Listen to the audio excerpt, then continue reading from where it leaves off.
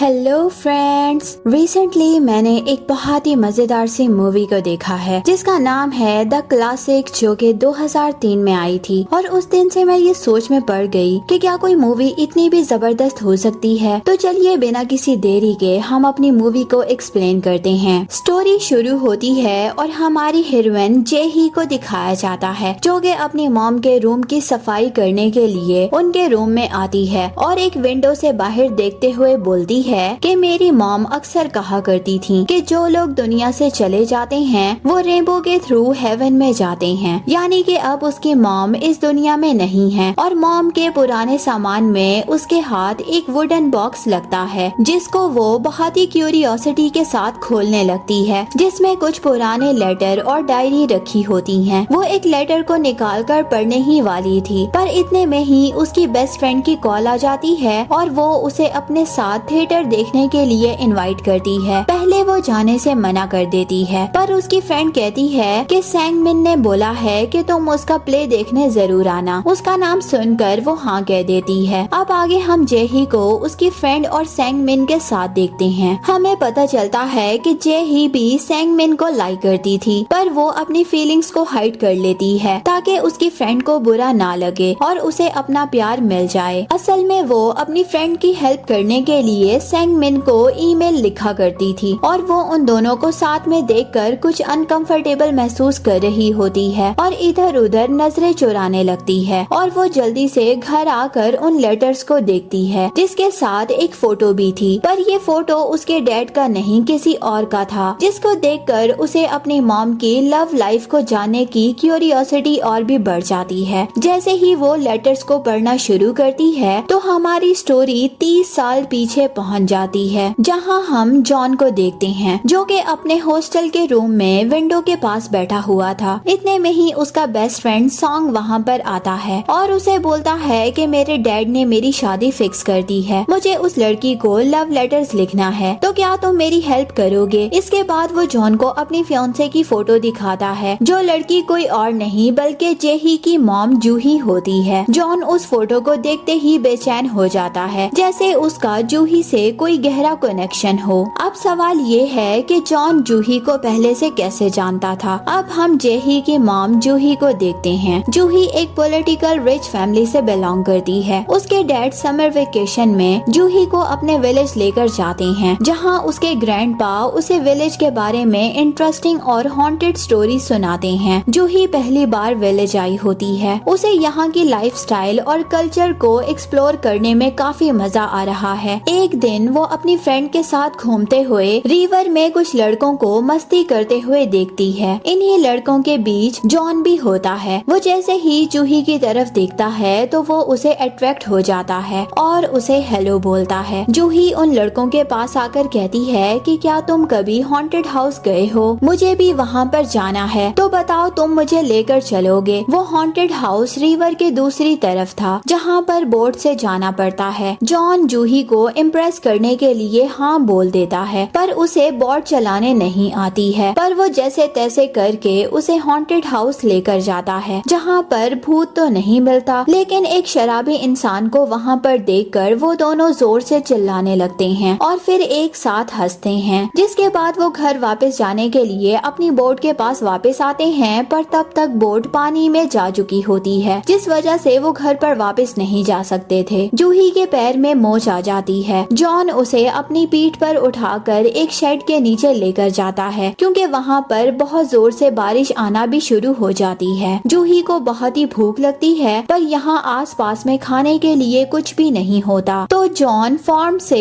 एक वाटरमेलन लेकर आता है, जिसे वो अपने हाथ से तोड़कर जूही को खाने के लिए दे देता है। जूही को अब जॉन की कंपनी अच्छी लगने लगी थी। ऐसे ही रात हो जाती है और वो लोग वापस जाने के लिए फिर से रिवर के पास आते हैं, जहाँ पर बहुत सारे जुगनू होते हैं। रात के समय जुगनू को देखना काफी ब्यूटीफुल लग रहा था। जूही कहती है कि उसे भी एक जुगनू चाहिए, जिसके लिए जॉन उनको पकड़ने की कोशिश करता है। जब वो लोग वापस आते हैं तो पूरा विलेज इकट्ठा होकर जूही का वेट कर रहा था। जूही जॉन से बोलती है कि हो सकता है कि आज के बाद हमारी फैमिली हमें दोबारा ना मिलने दे, तो वो अपना एक नेकलेस उतार कर जॉन को दे देती है। जैसे ही वो लोग बोट से उतरते हैं तो जूही के ग्रैंडफादर जॉन को एक थप्पड़ मारते हैं। जूही को निमोनिया हो जाता है, जिसकी वजह से उसे बड़े हॉस्पिटल में ले जाना पड़ता है। उस इंसिडेंट के बाद वो लोग एक दूसरे से मिल नहीं सकते थे। जॉन वापस सोल आ जाता है। जॉन तो ये तक नहीं जानता था कि जूही अब कैसी है, जिंदा भी है या नहीं, और इतने टाइम के बाद उसकी फोटो पकड़कर वो मुस्कुरा रहा होता है और वो ताइसू को कहता है कि मैं तुम्हारी फियांसे को लेटर लिखने में हेल्प करूंगा, क्योंकि उसके पास बस एक यही रास्ता था जूही से बात करने का। ताइसू और जॉन को पता चलता है कि जूही के कॉलेज में एक कल्चरल प्रोग्राम है, जिसके लिए ताइसू जॉन को अपने साथ चलने के लिए कहता है, जहाँ पर वो जूही से मिलने के लिए काफी एक्साइटेड था और उसके हाथ में फ्लावर भी होते हैं। पर वो देखता है कि जूही को ताइसू की फैमिली ने घेरा हुआ है। ताइसू भी एक रिच फैमिली का सन है, पर वो लोग एक दूसरे को देख लेते हैं और आई कांटेक्ट में बातें करते हैं। जॉन चुपचाप वहाँ से निकलकर पार्क में जाकर बैठ जाता है। वो थोड़ा मायूस होता है कि वो जिस लड़की को इतना पसंद करता है उससे एक बार भी बात नहीं कर पाया। थोड़ी देर बाद ही जूही भागते हुए उसके पास आ जाती है और दोनों एक दूसरे को देखकर स्माइल कर रहे होते हैं। हमारी स्टोरी फिर से प्रेजेंट में जेही पर शिफ्ट हो जाती है। वो अपनी फ्रेंड और सेंगमिन के साथ एक मूवी देखने के लिए आई होती है। मूवी खत्म हो जाने के बाद वो जल्दी से वहाँ से निकलने की कोशिश करती है, क्योंकि उसे अपनी फ्रेंड और सेंगमिन के बीच में नहीं आना था। पर सेंगमिन उसे रोकते हुए कहता है कि मैं तुम्हारे लिए एक गिफ्ट लेकर आया हूँ। उसकी फ्रेंड जल्दी से बोलती है ताकि तुम्हें बुरा फील ना हो, इसीलिए ये तुम्हारे लिए भी एक गिफ्ट लेकर आया है। वो जल्दी से एक गिफ्ट को चूज करती है और वहाँ से निकल जाती है। उसकी फ्रेंड उसके पीछे भाग कर आती है और बोलती है कि मुझे ये वाला गिफ्ट चाहिए जो तुम्हारे पास है। वो बिना कुछ बोले गिफ्ट एक्सचेंज करती है और घर आ जाती है। रात को वो उस गिफ्ट को खोलकर देखती है, जिस पर एक रोमांटिक पोएम लिखी हुई थी। वो सोचती है कि सेंगमिन ने ये जरूर उसकी फ्रेंड के लिए लिखी होगी और वो उस पर ज्यादा ध्यान नहीं देती। जिसके बाद वो फिर से एक बार लेटर निकालकर पढ़ना शुरू करती है। फ्लैशबैक में हमें दिखाया जाता है कि जूही के कॉलेज में एक डांस इवेंट था, जिसके लिए ताइसू जॉन को साथ में लेकर आता है, ये बोलकर कि जूही के साथ उसकी एक फ्रेंड भी होगी, तो तुम उसे अपना डांसिंग पार्टनर बना लेना। डांस के दौरान जूही और जॉन भी एक दूसरे के साथ थोड़ा सा डांस करते हैं। वो टाइम बस थोड़ा सा था, लेकिन जूही बहुत ही खुश होती है। इवेंट कंप्लीट हो जाने के बाद ताइसू जूही को उसके हॉस्टल छोड़ने जाता है। जूही की फ्रेंड जॉन को काफी बोर कर रही होती है, इसीलिए वो झाड़ियों में छुप जाता है और ताइसू के जाने के बाद जूही के रूम के विंडो पर एक पत्थर मारता है। वो जैसे ही विंडो से बाहर देखती है तो जॉन अभी तक उसका वेट कर रहा था। वो भागकर बाहर जाती है और उसके गले लग जाती है। अगले दिन ताइसू जूही से मिलने आता है और उसे बोलता है कि तुमने काफी दिनों से मेरे लेटर का रिप्लाई नहीं किया, और वो जूही के क्लोज आकर उसे किस करने की ट्राई करता है, पर अपनी कैप की वजह से वो नहीं कर पाता और शाय होकर वापस भाग जाता है। इवन नर्वसनेस की वजह से वो फेंट होकर नीचे गिर जाता है, क्योंकि अब उसे भी जूही से बहुत ज्यादा प्यार हो चुका था। फिर हम देखते हैं कि जूही और जॉन बार बार एक दूसरे से मिल रहे होते हैं। उन दोनों को काफी रिग्रेट होता है। ताइसू एक इनोसेंट पर्सन है, हमें उसके साथ गलत नहीं करना चाहिए, और वो दोनों आगे से एक दूसरे से ना मिलने का डिसाइड करते हैं। प्रेजेंट में जेही को देखते हैं जो एक पेड़ के नीचे खड़ी थी। बहुत तेज बारिश हो रही थी और उसके पास कोई अम्ब्रेला भी नहीं होता। सेंगमिन भागता हुआ उसके पास आता है और अपनी जैकेट से उसे कवर करता है और बोलता है कि मैं तुम्हें लाइब्रेरी तक छोड़ देता हूँ, और जेही उसके काफी करीब होती है और उसके साथ बारिश से बचकर भागते हुए लाइब्रेरी में पहुँच जाती है। सेंगमिन उसे लाइब्रेरी में छोड़कर वापस चला जाता है। जेही का दिल काफी जोर से धड़कने लगता है और वो सोचती है कि ये लाइब्रेरी इतने पास में क्यों थी। मैं हमेशा सेंगमिन के इतना क्लोज रहना चाहती हूँ। वो बेशक कुछ कह नहीं पा रही थी, पर उसके चेहरे पर साफ लिखा था कि वो उसे लाइक करती है। अब हम फिर से जूही और जॉन को देखते हैं, जिन्होंने ना मिलने का डिसाइड किया था। पर ये जो प्यार होता है ना, इसमें चाह कर भी अपने दिल को कंट्रोल कोई भी नहीं कर सकता। जॉन जूही से मिलने पहुंच जाता है और उसे कन्विंस करता है कि हमें ऐसे ही हार नहीं माननी चाहिए और हम दोनों को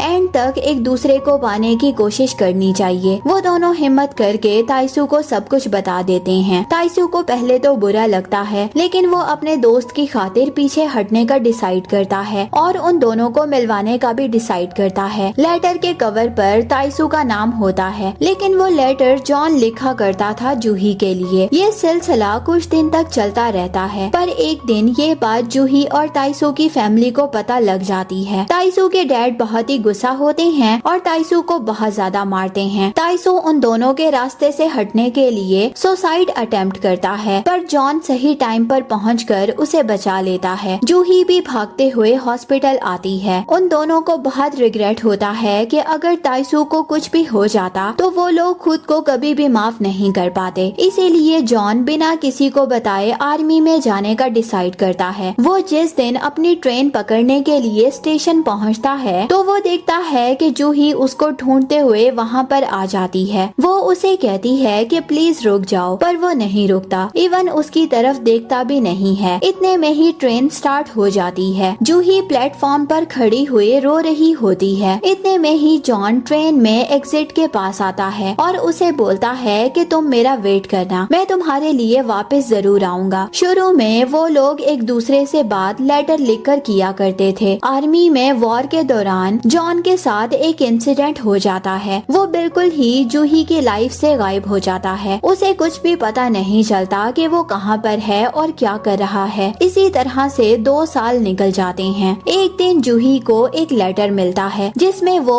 उसे एक कैफे पर मिलने के लिए बुलाता है। जूही जब उसे मिलने जाती है तो वो उसे रूडली बोलता है कि तुमने अभी तक शादी क्यों नहीं की, मैं तो ऑलरेडी मैरिड हूँ और मेरे बच्चे भी हैं। ये सुनकर उसे बुरा लगता है, लेकिन वो देखती है कि जॉन कुछ अनकंफर्टेबल लग रहा है तो वो उसकी आंखों के आगे अपने हाथ से वेव करती है। तो वो समझ जाती है कि जॉन झूठ बोल रहा है, क्योंकि वो तो ब्लाइंड हो चुका है। जॉन उसके सामने नॉर्मल पर्सन होने का रिएक्ट करता है और उसे फाइनल गुड बाय बोलकर वहाँ से जाने लगता है और वो जूही को उसका पेंडेंट वापस करता है। लेकिन वो पेंडेंट जॉन के गले में पहना देती है और बोलती है कि इसे मेरी याद समझकर अपने पास रखना। इसके बाद काफी थक हार कर जूही ताइसो से शादी कर लेती है। जूही और ताइसो की शादी के कुछ सालों के बाद जैही का जन्म होता है। फिर से जूही को एक लेटर रिसीव होता है जो कि आर्मी की तरफ से था। वो लोग जूही को एक वुडन का बॉक्स देते हैं जिसमें जॉन के लेटर और फोटोग्राफ्स होते हैं और उसने अपनी हर याद को उसके लिए संभाल कर रखा था और वो उसे देना चाहता था। ये सुनकर जूही रोने लगती है और उसे पता चलता है कि उसकी शादी वाली बात भी झूठ थी। जॉन ने शादी जूही की शादी करने के बाद की थी और उसकी मॉम की भी कुछ सालों के बाद डेथ हो जाती है। जैही अपनी मॉम की अधूरी लव स्टोरी को सुनकर काफी टूट जाती है और उसे बहुत ही बुरा फील होता है अपने मॉम, डैड और जॉन तीनों के लिए। वो फिर से कॉलेज जाती है जहाँ लाइब्रेरी में वो होती है तो एक लेडी उसे बताती है कि सैंगमिन तुम्हें काफी टाइम से छुपकर ऑब्जर्व करता है और कल जब तुम बारिश में भीग रही थी तो वो भी अपना अम्ब्रेला यहाँ पर रख कर चला गया था। इसके बाद उसे रियलाइज होता है कि इसका मतलब उसका लव सिर्फ वन साइडेड नहीं है, वो भी उसे लाइक करता है और वो अपनी मॉम की तरह अपनी लव स्टोरी को आधा अधूरा नहीं छोड़ना चाहती थी। तो वो भी भागते हुए सैंगमिन के पास जाकर उसे हग करती है, जिसके बाद वो भी उसे अपनी फीलिंग्स कन्फेस करता है। वो उसे लेकर उसी प्लेस पर आती है जहाँ पर अक्सर उसके मॉम डैड आया करते थे और वो सैंगमिन को अपनी मॉम की लव स्टोरी सुनाती है, जिसको सुनकर वो जोर जोर से रोने लगता है और अपने नेक से वो पेंडेंट निकालता है। जिस पेंडेंट को देखकर हमें समझ आ गया था कि सैंगमिन जॉन का बेटा है। जो लव स्टोरी उनके पेरेंट्स ने अधूरी छोड़ी थी वो इस लाइफ में वो दोनों इसे कंप्लीट कर रहे हैं। आई होप कि आपको ये स्टोरी अच्छी लगी होगी। ऐसे ही मजेदार स्टोरीज को देखने के लिए मेरे चैनल को सब्सक्राइब करें, इससे चैनल को काफी सपोर्ट मिलती है। Thank you so much for watching. See you in a next video.